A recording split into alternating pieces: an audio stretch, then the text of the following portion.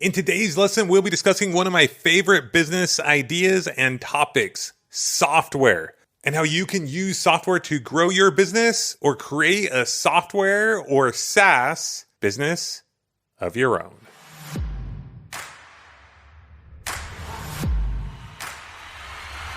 Hey, what is going on, my fellow and future millionaires? Hope you are doing absolutely fantastic today.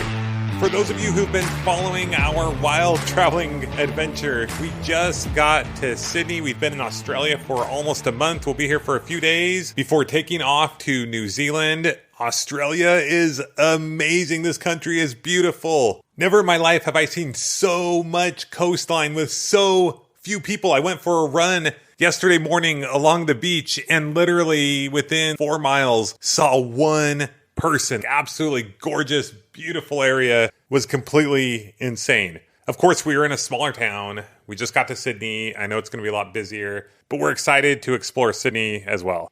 So if you are from Australia, congrats. It's amazing. I love your country. If you've ever wanted to go to Australia and can make it out, I highly recommend it. Let me know when you're going. I might join you. We've actually had a couple fellow Aussie MU listeners reach out to us while we've been here. And we're going to meet up with one of them in a couple days, and they're going to show us around. They actually live right here in Manly Beach, which is where we happen to be staying. So we're super excited about that. And if anyone listening happens to live in New Zealand, hit us up. Would love to hear from you. Maybe we can visit some more listeners while we're out and about on this crazy family adventure around the world. So in today's episode, I was finally able to catch up with my good friend and business partner, Trey Richards. We kind of talk about it a little bit in this interview, but a couple months ago, I was talking to a friend who's been wanting to start his own software company for a long time now.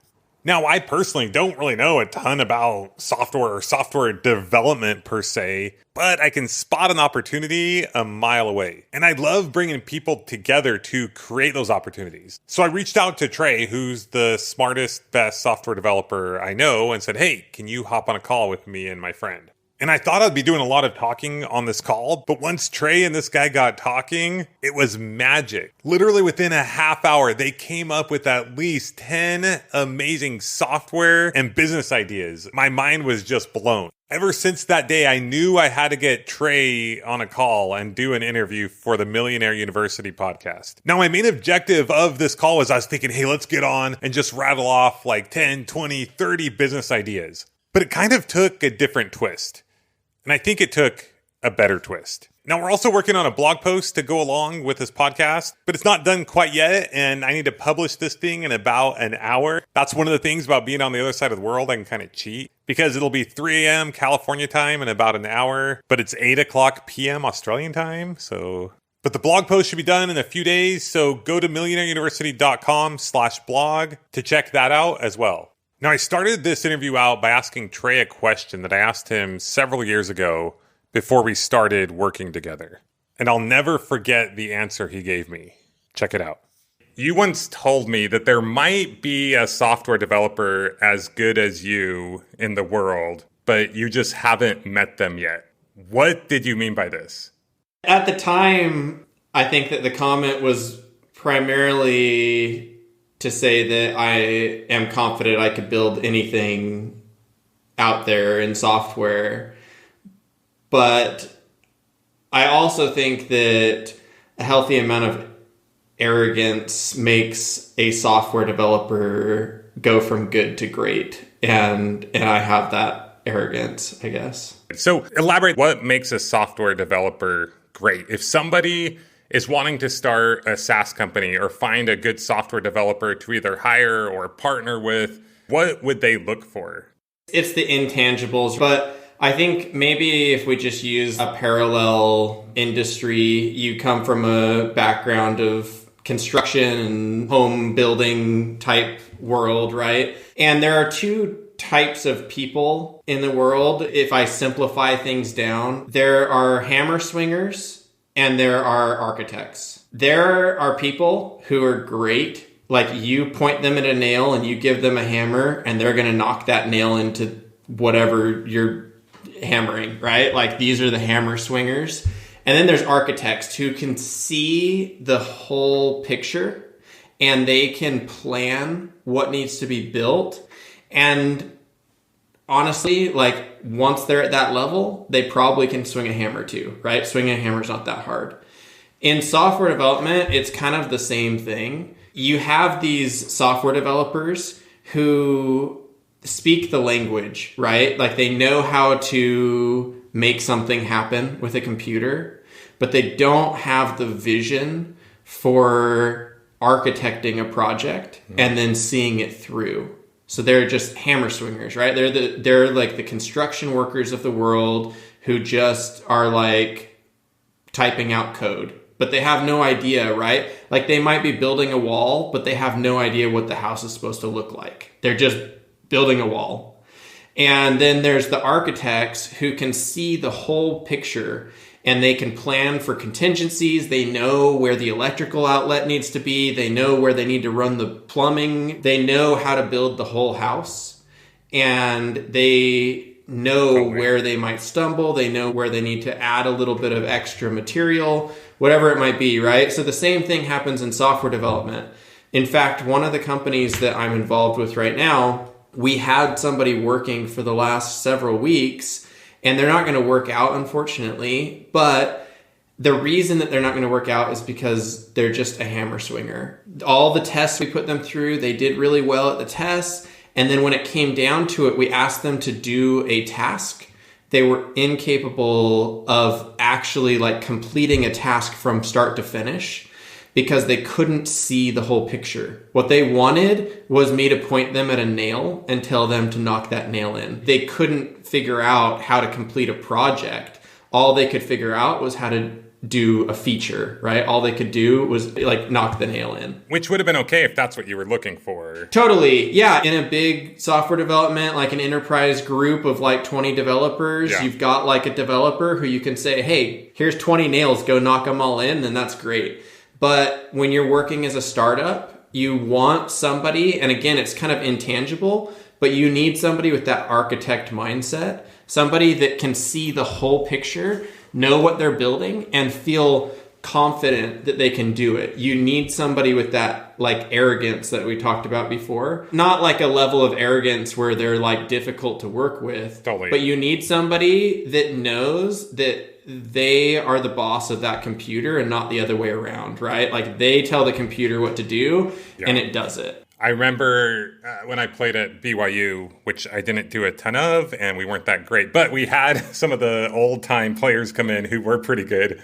And I remember one guy getting up and talking about like they had a swagger about them, right? And so in a way that could be arrogance, but it's not arrogance to the point to where you don't think you can lose, and right? It's a confidence and a stepping in, being like, I'm going to do this under no circumstances. I'm going to make this happen. Totally. I had an employee once who came to me one time and told me, I don't think that we can build this, about a project we were doing. And I said, well, look, over here, somebody built it. Mm-hmm. And he said, well, yeah, they built it, but I don't think we can build it. I said, what do you mean? We're the software developers. Like, if we can't build it, who can? Like, software developers build software. Like, we're the ones that build this, you know? But he didn't have that confidence. And unfortunately, like, again, he didn't work out in that position. But that, like, I should have seen, this was early in my career, I should have seen at that exact moment that he wasn't going to work out. Because that one statement, it's over, right? Totally. As soon as you admit that, in fact, this is a huge tangent, so I apologize if it's a problem, but I think you knew Damon Huffman, right?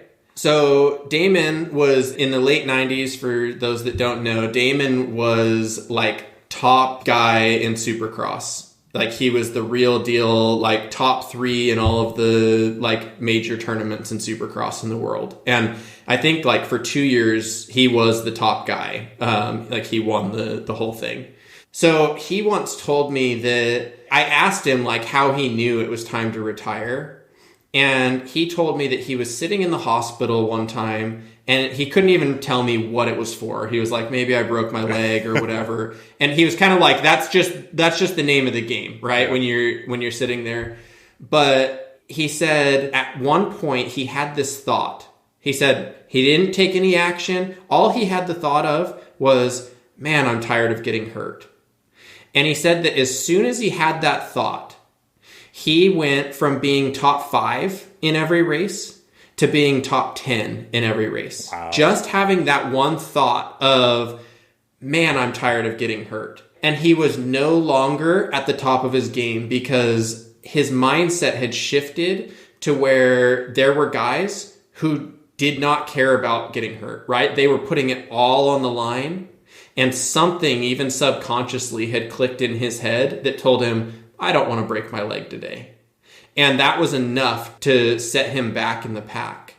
And so I think the same thing in business in general, and also as a software developer, right? You need that, like you said, swagger. You need to not have that fear of breaking your leg. Or if you do, you're probably going to fall from top 5 every race to top 10 because you're not out there putting it all on the line every time. So I was getting major chills the whole time you were saying this because you're right. You called it. It's not just in software development. It's in anything in life, and it's in business. And I see it all the time in business. And even within myself, there have been times when I've gotten out of the game. I think you've seen it in me as you've seen me like coming back from like retirement or whatever. And there have been times in my mind where I was like, I can't do it. And I had to change that mindset to be able to get back in the game, if you will. And I see that all the time. And the people that we work with and we've worked with in the past, if you don't believe you can do it, forget about it. And I love that you said, oh, wait a minute, other people have done it. So why can't we do it? Totally. Let's take a step back real quick. Give us the 2-minute how you got into becoming a software developer. I was going to say your business is you build software for other people, but that has led you to other opportunities. So I don't know if that's your main focus right now. I mean, I know you're doing some other stuff in some different industries, but I digress. Like, how did you get into this? Give us a little bit of context, and then we'll go from there and how other people maybe get into software or use software in their business or whatnot. How I got into software is pretty easy. I grew up and was interested in computers, and then I decided, hey, I'm going to go to school and I'm going to be an engineer. I liked math. So I went to college, and I actually started as they call it a computer engineering major, which is it has more of an emphasis on hardware. Kind of like a blend between hardware and software, like electrical engineering and computer science. And I took my first couple hardware classes and just hated it. I thought that I was going to really like, the like circuitry and everything. And I just really didn't. And at the same time, I loved my software classes. And so it became a pretty easy decision for me just to like shift my entire focus. So I shifted over to computer science and just focused on software. And then honestly, it became, I don't know if an obsession is the right word. Like I don't think it was ever unhealthy, but it became my life. Like for several years, I'd say for a good 5 or 6 years, software was what I did for school, what I did for work, and what I did for my hobby. It consumed my life to some degree, which I think, honestly, to become great at something, that almost needs to be the way that you look at it, right? Like, if you're starting a company or whatever, like, you almost need to make that be your occupation, your education, and your hobby. Right? You can't look away and expect to be an expert in that. So that was how I got into software, and how that kind of like blended itself into starting a business. Honestly, and you know this about me, I'm a fairly conservative guy, like at my heart. And I don't know that like my nature is very entrepreneurial. Yeah. But while I was in school, I took a class in college where they brought in a bunch of startup companies, and really they were pitching to try to get like students to want to go work for them, right? But I was sitting there and I was watching all these companies go through, and I was thinking, man, like that's a bad idea, that's a good idea, that's a bad idea. And I was thinking, man, a lot of these ideas are going to fail. Right? It's just, like I'm sitting there kind of judging these people, which right or wrong, right? And I was thinking, you know what I should do is I should just start a company where I build all these people's software and I don't care if it succeeds or fails, right? That's their problem. And so that was my conservative, like entrepreneurial thought was like, well, if all I do is just build what they want and then they can go on to succeed or fail, then like my company's a success whether everybody succeeds or fails. Well, I think what you're saying is you were mitigating your own risk. Not that you didn't care if they succeeded, but if they didn't, like you would do your part. Oh, totally. Yeah, No, I'm not going to build like a junky piece of software for them or anything. I'm just saying that like if the idea is good or if it's bad or if it's amazing, right? Or it's like, why? Well, and a lot of it depends on the execution, right? It does.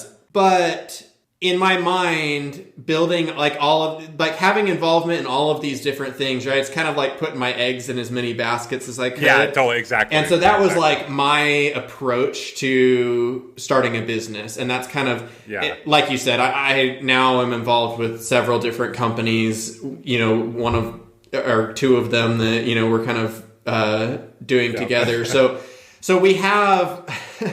Like I am now a little bit more entrepreneurial minded than back at that point in my life. Totally. But when I first started, that was my approach to, this is how I can do this conservatively. Yeah, which makes sense. I mean, we're all in different stages in our life, and risk mitigation is key at any point in life. And sometimes you can be a little more risk averse depending on where you're at, right? So how many different businesses have you been a part of in helping build software or advising? Or how many different softwares have you helped those businesses build? That's a loaded question. I don't know. Probably over 100. It's a really big number. I don't know the answer off the top of my head, but for 12 years, my full-time, like I said, it was my education, business, and hobby was building software for people. And at one point, my development company got fairly large, like 30 some. I mean, you probably know. That was as before well. I came in and destroyed it, basically, is what you're saying. Just kidding. Just kidding. Well, no. I think it peaked at even when you were involved, I think it peaked at 30 developers or something. I mean, we got fairly large, and I had my hands in almost everything that we were doing. So yeah, I'd say definitely over 100 projects for sure. A couple months ago, I was on a call with someone. I won't say you and I got on a call with someone who I was thinking about and still am open to starting a business with. They're involved in a certain company. They're in sales. They're one of the top sales guys for this company. And it was so fascinating for me to sit back and listen to you two talk. I thought I would be the main one talking, and I just let you guys talk.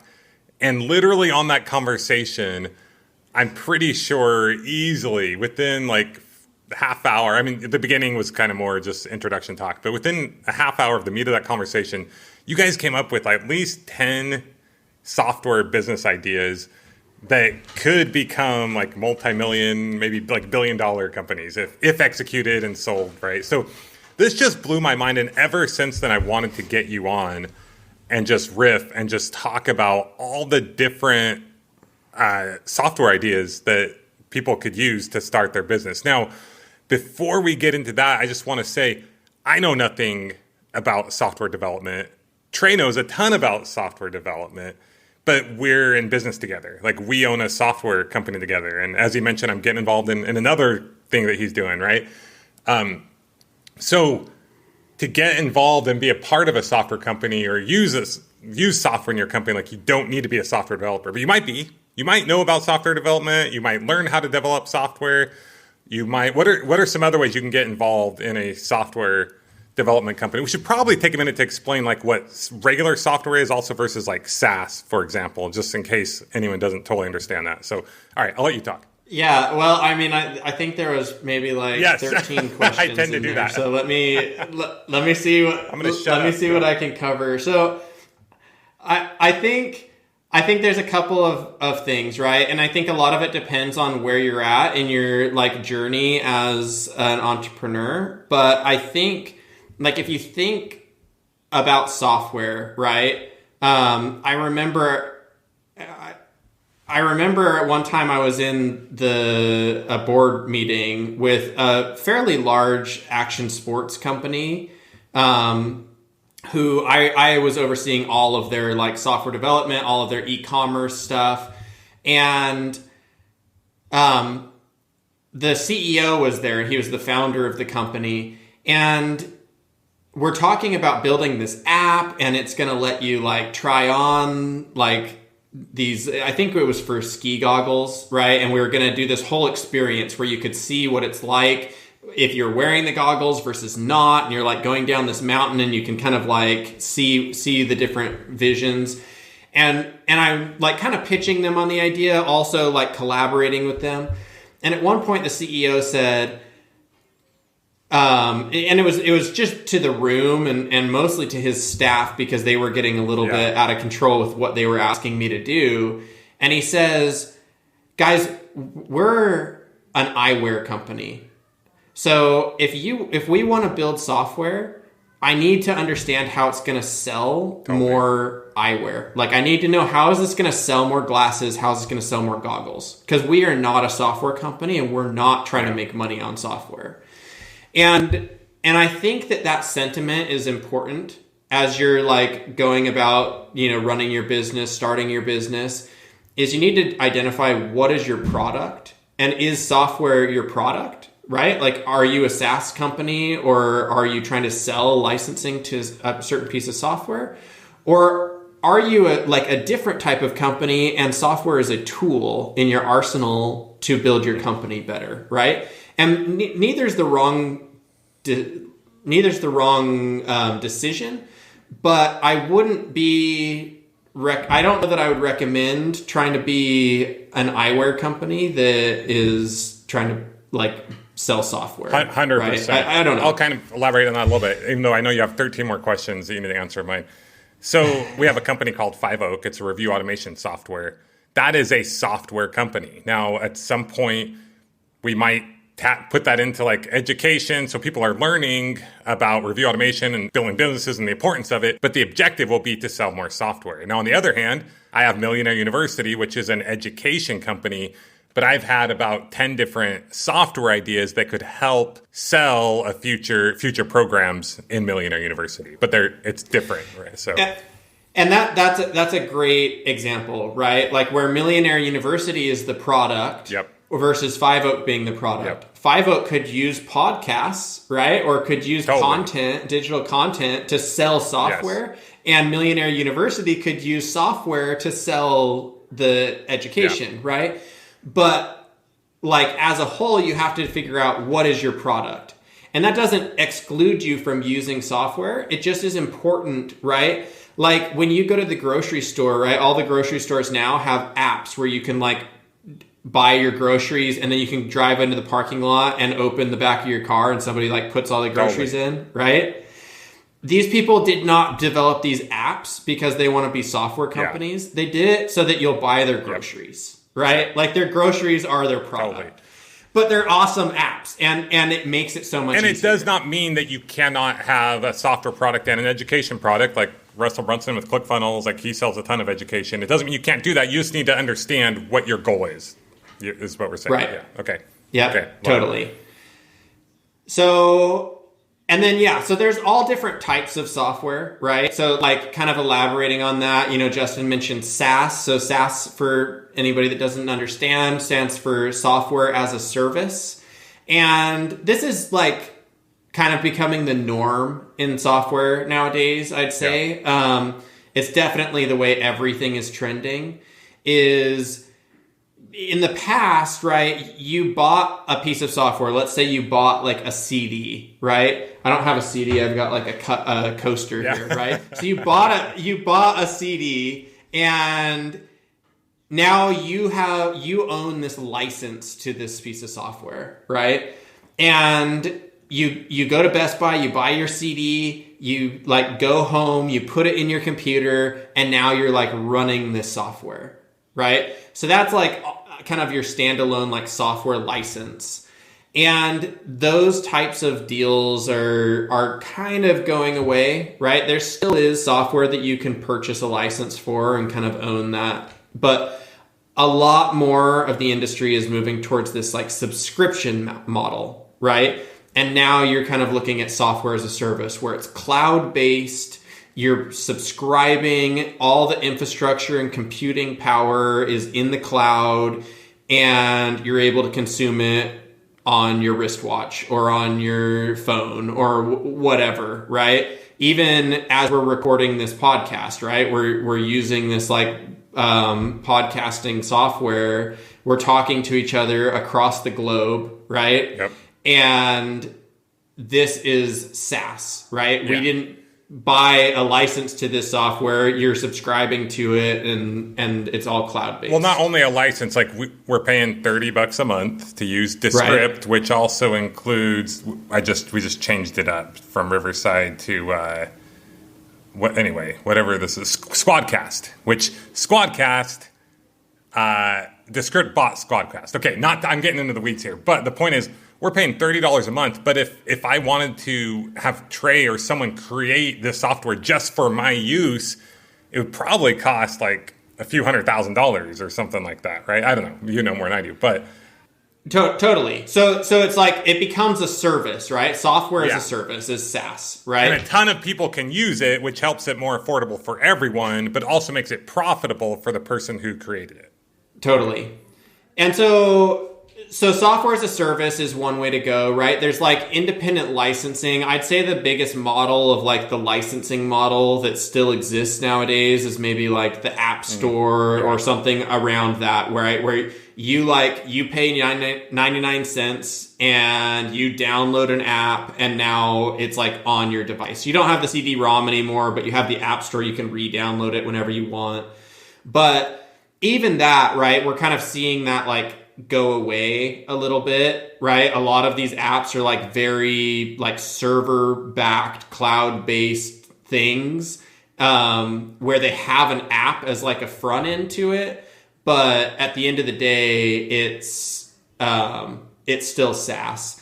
But I'd say like if you download Angry Birds on your iPhone, right? That's more like the traditional like software licensing type arrangement that you're doing. You give them 99 cents, they give you Angry Birds, and you play Angry Birds.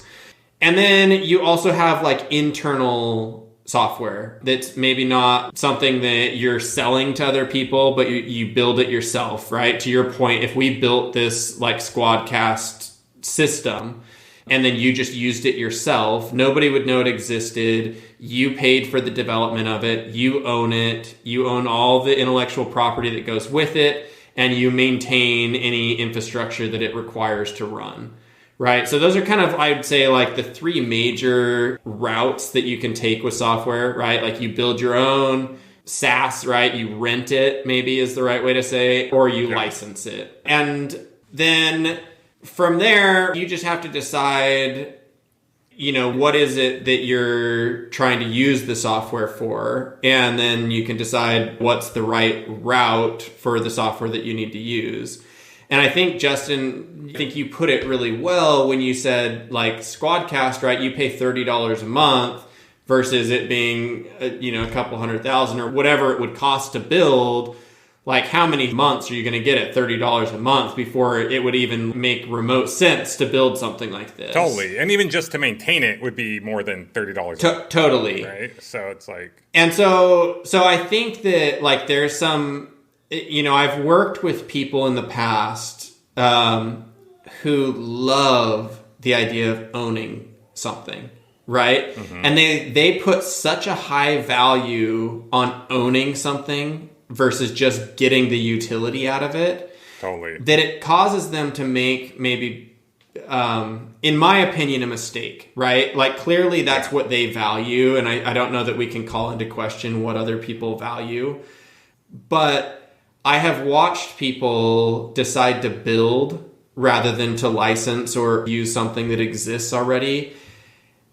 And in my opinion, like looking at it financially, it was a mistake, right? Financially, it was. There's never going to be a moment where they pay that software off. But like I said, that's what they value, right? So they were willing to put the money in so they could own Squadcast rather than pay their $30 a month. And look, if you're like $1 billion company and you invest 100,000 in a software tool that improves your entire infrastructure, that makes sense. Totally. But if you're like a broke, struggling entrepreneur spending a couple $100,000 for something internally, that doesn't make sense. However, if you're going to create a SaaS company, then investing in that could make sense depending on the situation. Totally. So I may have lost track of the 13 questions, but... Well, what I want to dive into now, if you're down, is I'm not necessarily like pushing that software is better than e-commerce or education or a different kind of business. But software is one of my favorite business models because there's so many ways to get into it. There's so many different things you can do with it. And also, Trey, something we were talking about the other day when we were talking was with software, it's like you build, like imagine if you could build a house and then sell that same house to like 1,000 people or 10,000 people or 500,000 people, right? Like it's insane. So software, you build it and then you can sell it again and again. Now, you may not be selling it for the full value, of that house per se, but it's this recurring income stream that you can create from building something once and then just maintaining it, right? Do you want to elaborate on that at all? Totally. Yeah. And it's funny when you were saying that, right? This is like not related at all, but I'm thinking like, yeah, that's why people are trying to do all this fractional ownership with real estate, right? Is because they like want to be able to like sell that same house over and over again.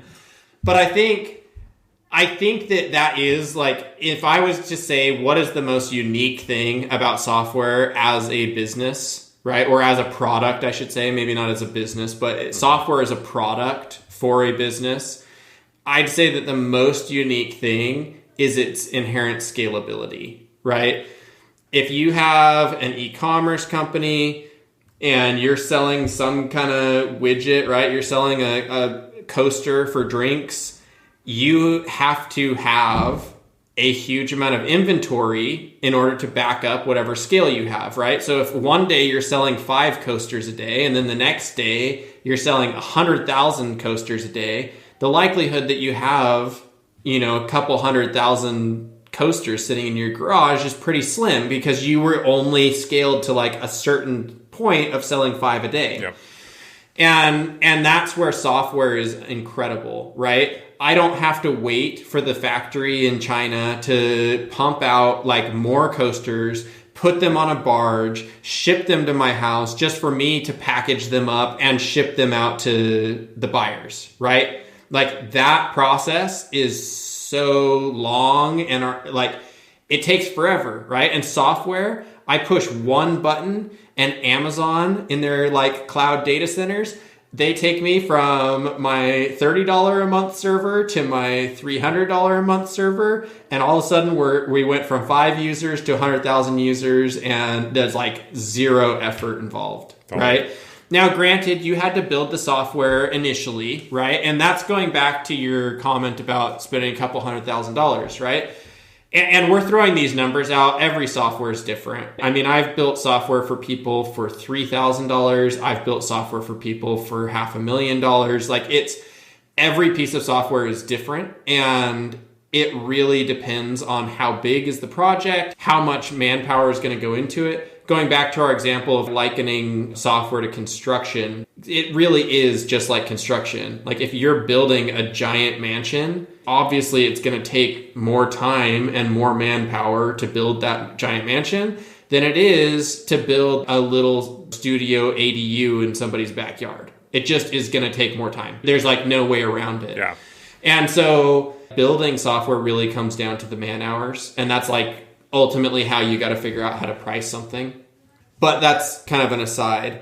I think that software is incredible because it can scale. You invest in it once, and yes, you have to maintain it, but like building it, you invest in it once, and like Justin, you said, you can just, sky's the limit as long as it was built well and with scale in mind. But you can also start out an MVP model, minimum viable product. You don't have to bank the farm on it. You can create something, sell it, and then once you're getting a recurring revenue, you can continue to invest in it. Would you say that's accurate? Totally. Yeah. In fact, I think that the book that coined the MVP phrase, is it the lean startup? I think he's got a great example of, I think it was like a grocery delivery business. It's been a really long time since I read that book, but it was like a grocery delivery business, and They literally went into a neighborhood that they thought would be good candidates for this service, and they knocked on people's doors and asked them what they wanted to eat. And they wrote it down on a piece of paper, and then they went to the grocery store and they bought it and they brought it back to those people's houses, right? Yeah. And that was their like minimum viable product for a piece of software.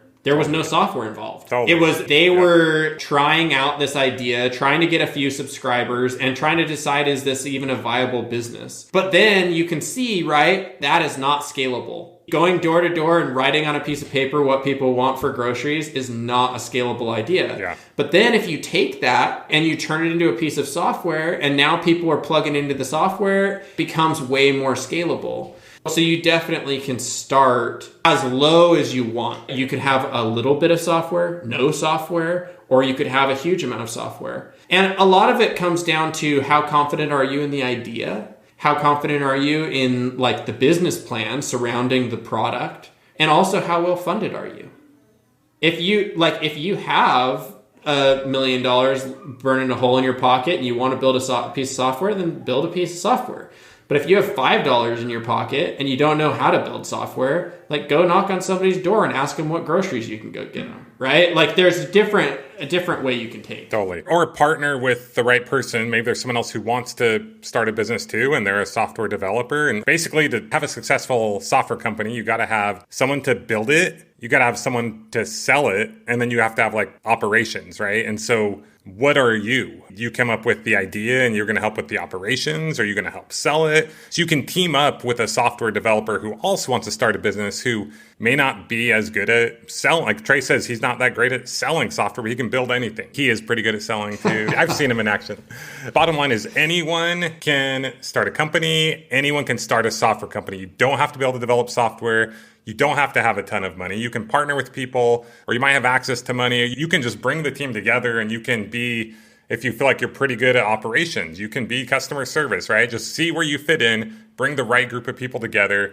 If it takes a little bit of money, figure out how to get that money. Maybe you have it. Maybe you bring on a partner that has it, right? I was the sucker. I mean, I'm just kidding. I was the guy who put in a bunch of money into helping grow Five Oak. Trey put in a lot of his time. And the purpose of this podcast is not get into some of the ups and downs. We can talk about that another time. But it's like we now have this company, for better or worse, right, Trey, that is bringing out like a pretty decent monthly amount of money that now I know you're more involved in the company than I am, but you're not that involved, right? We have other people that are running it, and it's kind of self-sustaining at this point. And we still have the hope that someday it'll turn into this big, multi-million dollar or billion-dollar company. Anyway, so kind of interesting. Yeah, and I think that it's important. I'm going to digress just for a minute. I know you want to get into something else. No, that's good. In college, right, I had a couple of buddies, and we decided we're going to build a game. One of my buddies was working as an animator for Pixar at the time. And one of them, he had a little business where he did some work on cars.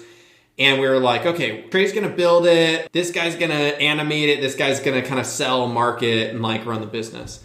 So we spent a good amount of time. I mean, like the better part of a year building this game. And this was like when mobile games were still, that like Angry Birds, like at its peak, like Cut the Rope, right? All these like little mobile games everybody was just loving, and they were making tons of money. Mm-hmm.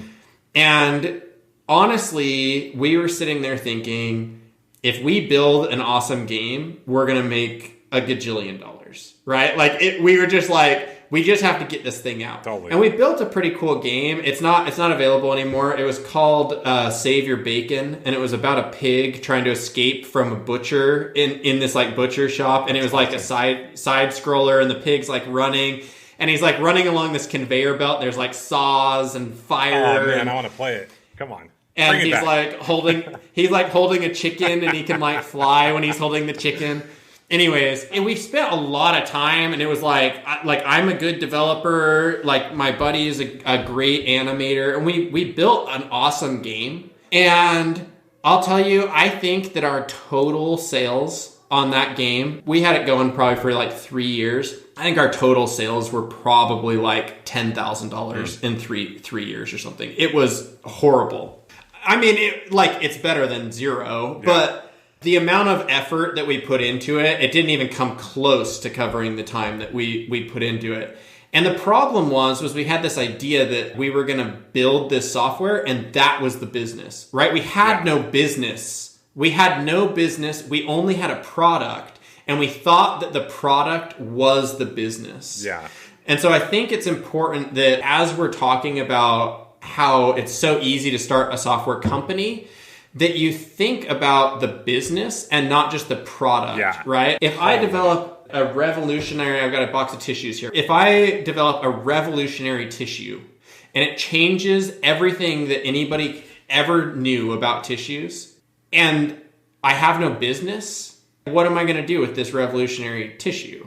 Right? Totally. But people don't think that way about tissues. People form business plans when they come up with these physical products. And I think it's easy to slip into this false sense of security that once you build a piece of software, you have a business. And that's not necessarily the case. 100%. And also, what is the business plan? Justin mentioned Five Oak. And I think with Five Oak, we're not at the spot in that business where we thought we were going to be. But right now, our business plan is to let it grow organically on its own without our direct involvement.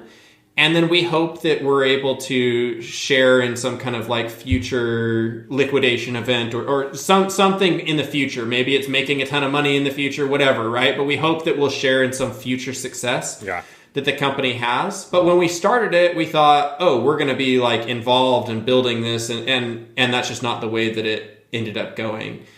And so I think that you need to be flexible, but you also need to have a business plan, not just a product. Yeah, 100%. And once again, we won't get into all the things that we could have done different from the beginning in that business, because there are a lot. But it's still interesting that it's we made all the mistakes in the book, and we're still have a pretty good, if we got rid of all the people that are working on that right now, which we won't if they're listening, we'd have a pretty good, a lot of people could live off of that income. But we got bigger eyes in that, right?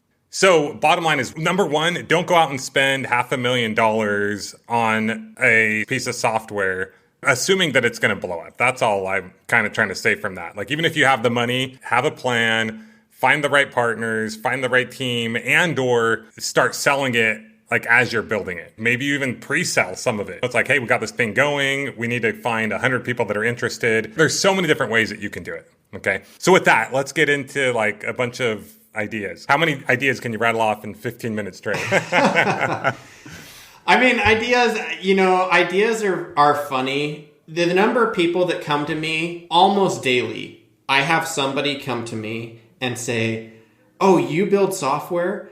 Let me tell you about this idea I have." Yeah, totally. And here's the two things they want. They want you to validate their idea, and they want you to build it for free because it's gonna blow up. It's gonna be a $1 billion company, and you got to get in on this right now and build it for free, right? Yeah. If there are any software developers listening, don't build stuff for free. That's not a great idea. Unless something that's very legit, they're a salesperson, they've been in business before, but not just some person who... Yeah, I mean, if you have some control over the situation, right? I invest my time in things, right? Yeah. That game, I don't regret that game at all because I was a 1/3 partner in that, and we were all not knowing what we were doing, right? Totally. And I built it for free.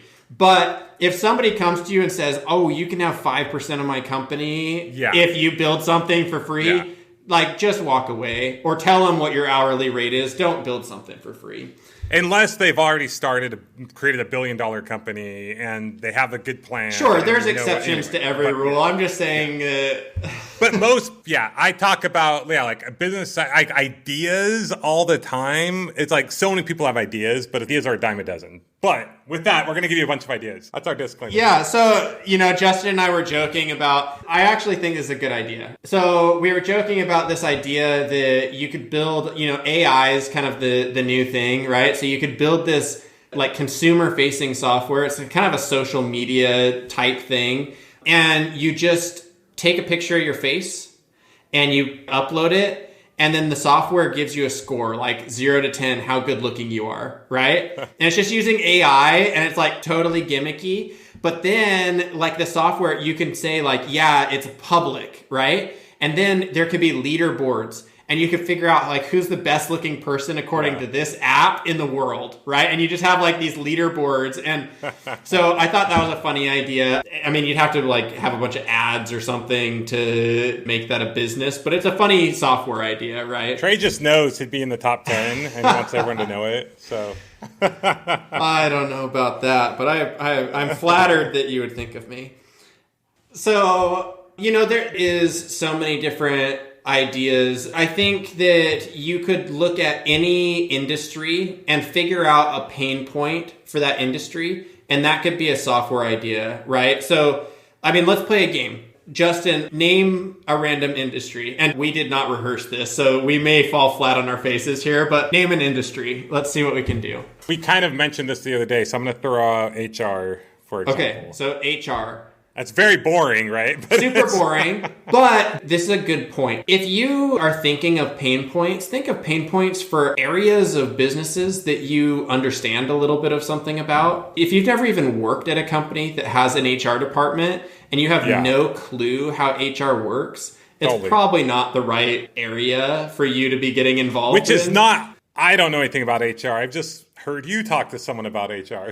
See, and it's funny because I really don't even know that much about HR either, but let's jump in. So in my mind, we've got like hiring, or maybe we even start. We've got recruiting, we've got hiring, we've got payroll, we have like disciplinary stuff.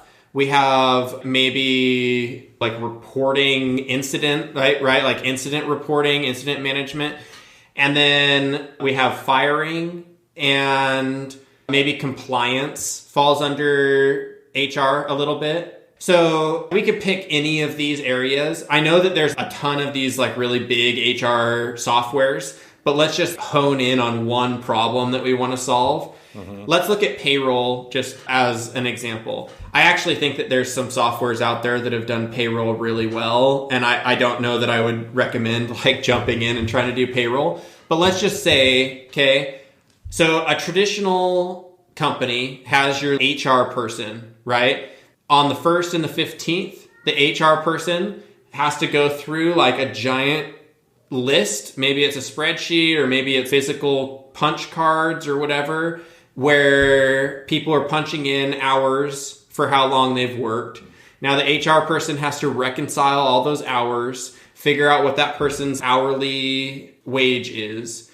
And now they have to like write checks based on how much earnings each person has. And there's more complexity in there. There's payroll taxes, there's Social Security, Medicare. There's like all of these things that kind of get factored in. But if we look at that, that's a fairly complex problem, right? Let's say you have 20 people to every one HR person, and that HR person has to look at 15 days of data for 20 people. Like that's a fairly large undertaking, and you're paying that person probably a decent amount per hour, right? Like their time is worth a good amount of money.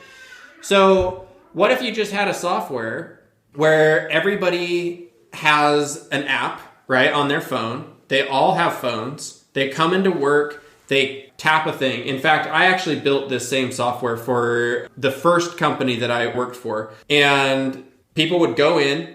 They actually had QR codes. It was like a little necklace thing they would wear with a barcode on it. And they would have to go to a scanner to clock in, right? So it wasn't like a physical punch card. Now they're scanning with the scanner. The scanner was keeping things in a database. And then in that database, it knew who they were, when they checked in, when they checked out. And then when HR needed to run payroll, they clicked a button. It did all the calculations and actually printed all the checks, right? All automatically. So that's simplifying it to an extent. But then we could go a step further. Let's direct deposit it so we don't have to do the checks. So now people are scanning in and they just get the money directly into their account. Well, then we could go a step further. Let's get rid of the scanner thing and go back to what I was saying. Let's get our phones, and now people can check in at their phones. And now we're worried, like now they could check in when they're at McDonald's and not at the office. So then you're going to like put a geographic bounds on where they're allowed to check in or not. And now look, all of a sudden, if that was that HR person's only job, we have eliminated that role at the company. Our software has solved a problem to the extent that we've removed a human from the process. In a lot of cases, that's not going to be true.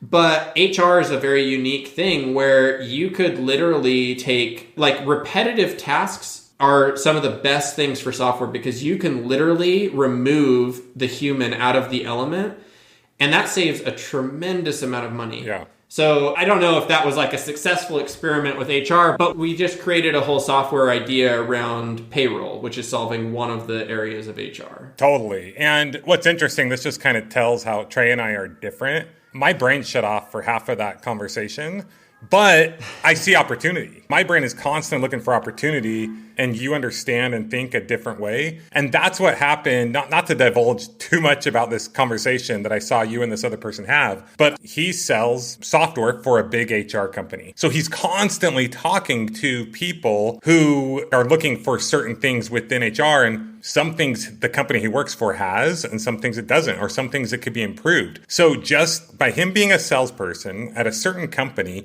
he's easily able to identify 10 to 20 different opportunities that are either missing or could be improved or that are working well within that company. So my point is, me know nothing about software. Trey knows how to develop software. Get him on a call with this guy who sells software. And I hope this person comes back to the table, because the way I figured it, I think you were saying for the software we were trying to create was anywhere from $50,000 to $100,000, more or less. I don't remember. So I'm doing this math in my head, and I'm thinking, okay, I'm going to pay. The concept was I was going to pay this guy essentially what he's currently making for 6 months, with the idea being within 6 months, he's now bringing in the revenue to pay himself, right? So it's like, okay, I got to invest 50 to 100 to pay Trey, or someone to build the software, a software developer. And then I'm going to pay this person, call it 100, to quit his job, or 60, whatever it is. For 6 months, we can have compensation. So I'm looking at $150,000, $200,000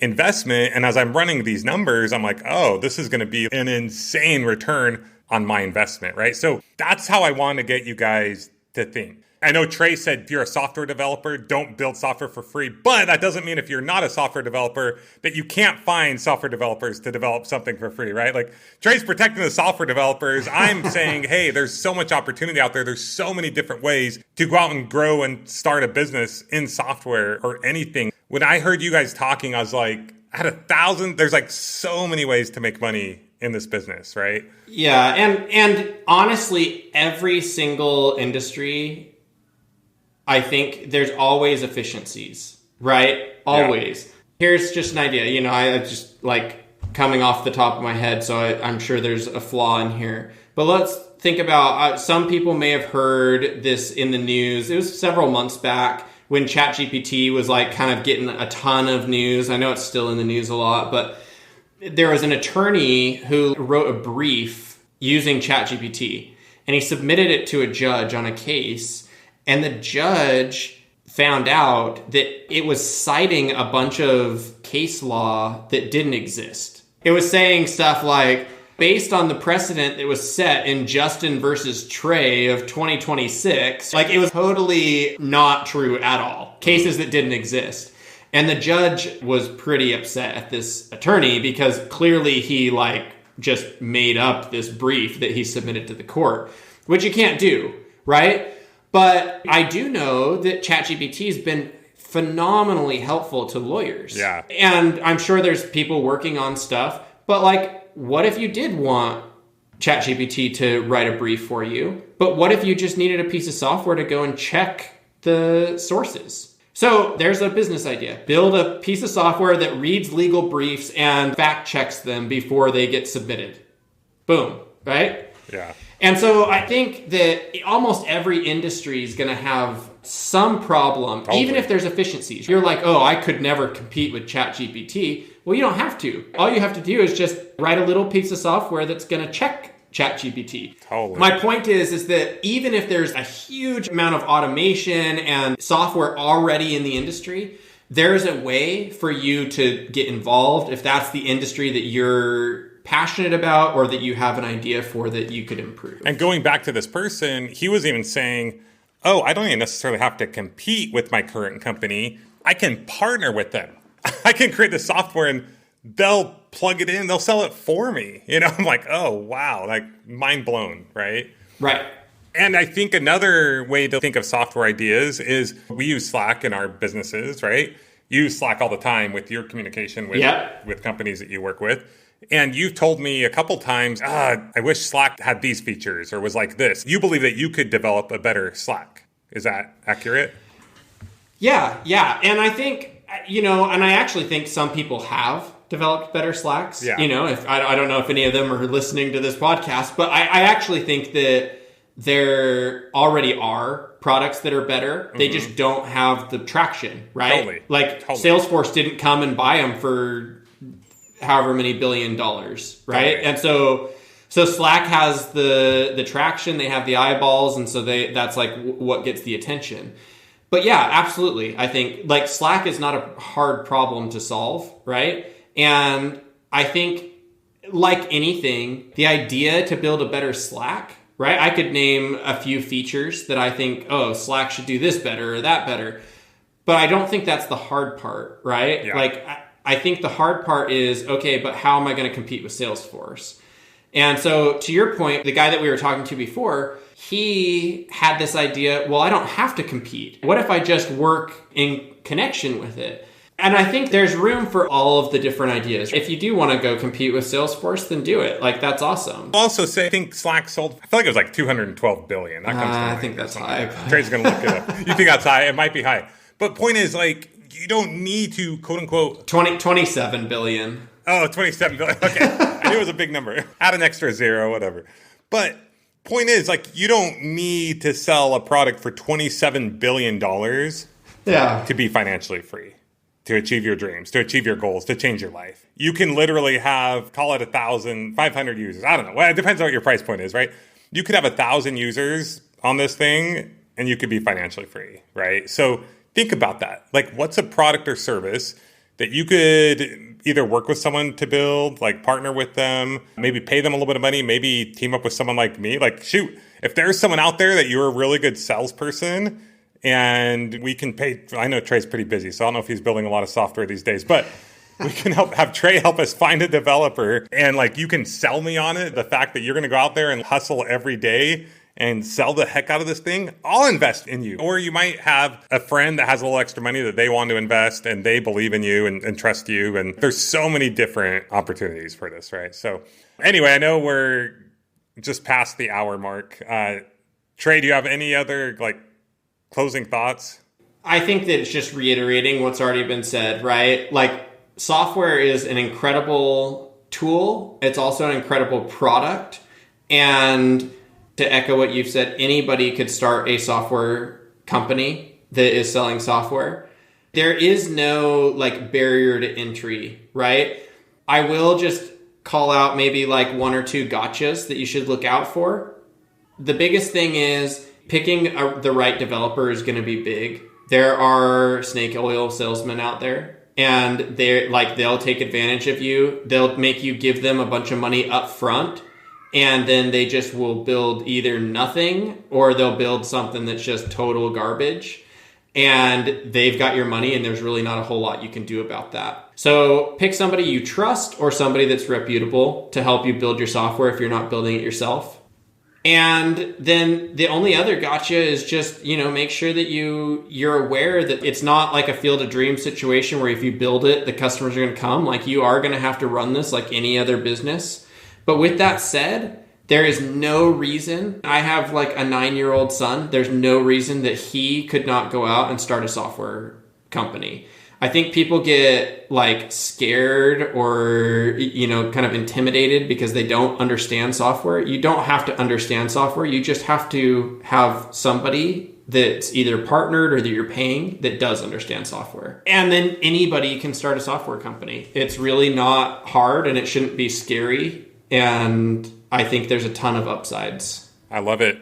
You're a stud, Trey. I've now got 2 lines have one big line in the water and about to have another line in the water with Trey. We can't talk too much about the other one just yet, but I'm excited about both of those. Trey's going to make me rich time and time over again and again. That's why I wake up in the why I wake up in the morning, is to make Justin rich. So I like if I don't do it, at least we know that was my motivation. I love it. Awesome. All right, Trey, anything else we can do for you? No. You're not like trying to get clients right now, right? So I can't even like. No, I'm not. Okay. I mean, if anything, right? Like if you're starting a business and it's not software oriented, let's check out Five Oak. I mean, that's totally. Something that we're both involved with. But yeah, I don't need any plugs. But with that said, you threw out there, like, if you can convince you that for the whole investment thing. Yeah. I don't have unlimited time, but I would love to consult and like point people in the right direction. The thing that like hurts my soul is knowing that like people are being taken advantage of, or they're too hesitant to start something because they like don't know where to go. It's not that hard.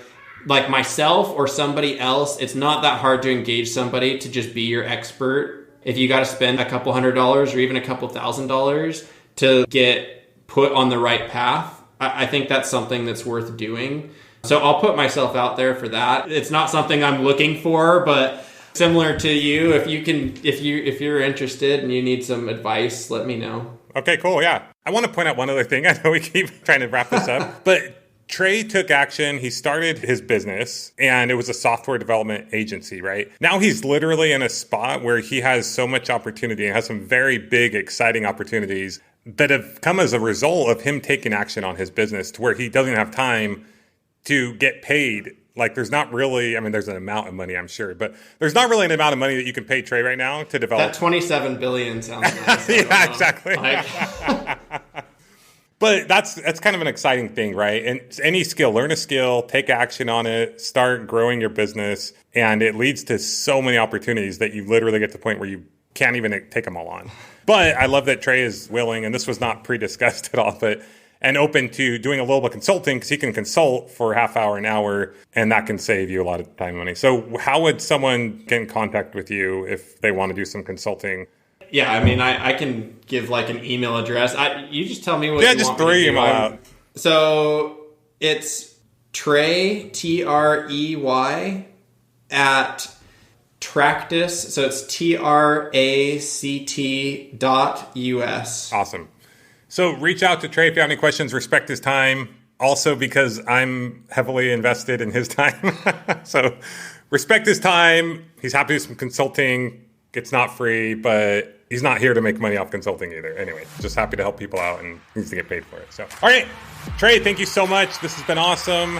It's given me a ton of ideas, which isn't necessarily a good thing, because I already have too many ideas, but I have no doubt that it's helped some of our listeners to think of different ways that they can go out and either start or grow their business. So thank you so much. Yeah, of course. Thank you.